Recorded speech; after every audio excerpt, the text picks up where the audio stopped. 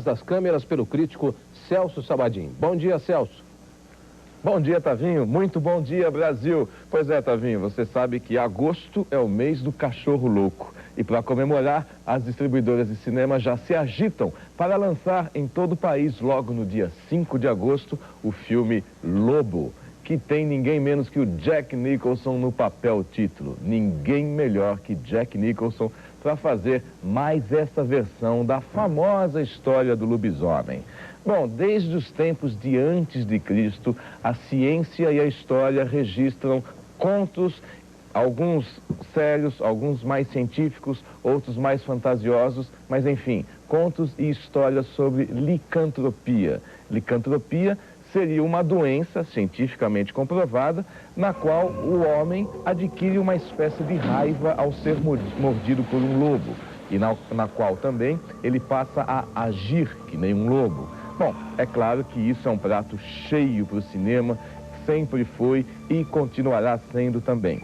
Só que nessa versão de Lobo, dirigida pelo Mike Nichols e estrelada pelo Jack Nicholson, não vamos aí fazer confusões com os sobrenomes, o diretor preferiu dar um aspecto mais humano.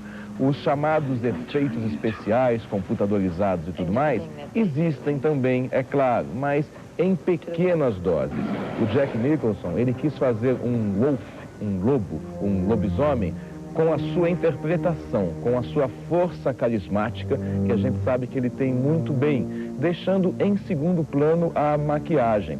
Isso foi mais ou menos o que Spencer Tracy já tinha realizado em 1941 com o filme O Médico e o Monstro. Aí nós vemos o próprio diretor Mike Nichols inspecionando o cenário da floresta.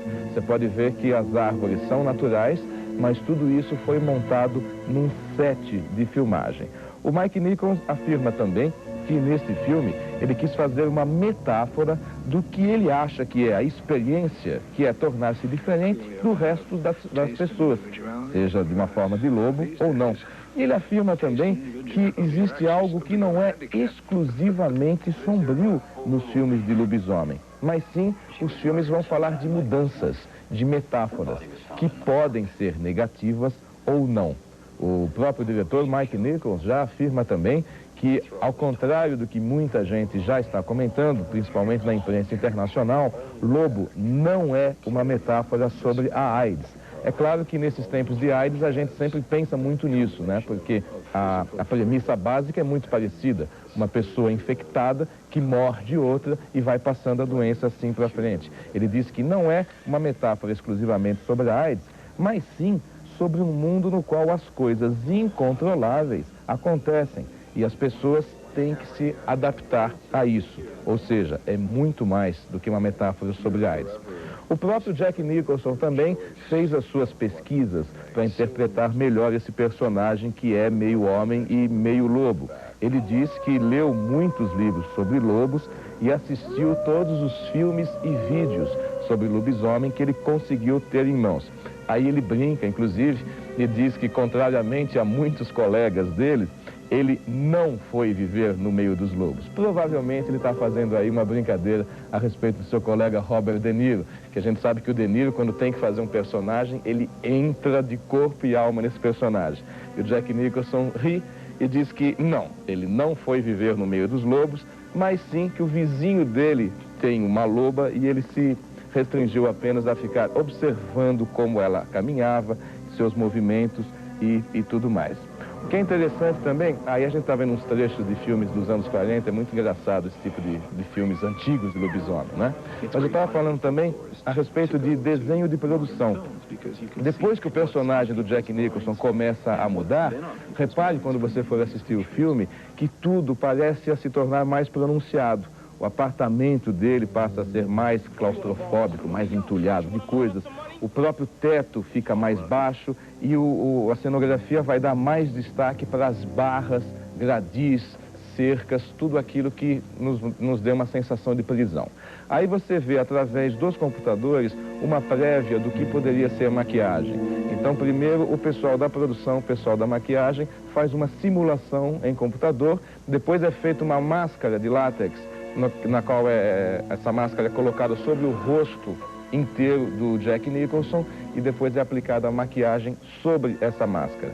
Como eu falei, ele preferiu usar pouca maquiagem e mesmo assim, cada sessão de maquiagem durava 2 horas, isso usando pouco. A trilha sonora, você está vendo aí, é do famoso compositor italiano Ennio Morricone, o mesmo que fez Era Uma Vez na América, Cinema Paradiso, Os Intocáveis, todos aqueles filmes de Bang Bang italiana, um grande compositor. Desta vez, nosso amigo não foi tão bem assim na trilha. Não é, sem dúvida nenhuma, uma grande trilha como as suas participações anteriores.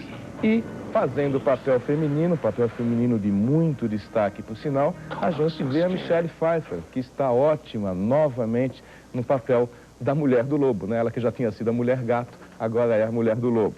E o Mike Nicholson dirigiu, só para você ter uma ideia, Uma Secretária de Futuro, A Primeira Noite de um Homem e Quem Tem Medo de Virginia Woolf. Então, a gente fica por aqui já deixando marcada a data, no dia 5 de agosto, que estreia em todo o Brasil, Lobo, com Jack Nicholson. Sexta-feira a gente volta. Vamos falar das estreias de cinema, incluindo Um Tira da Pesada 3 com Eddie Murphy. Um grande abraço e até lá.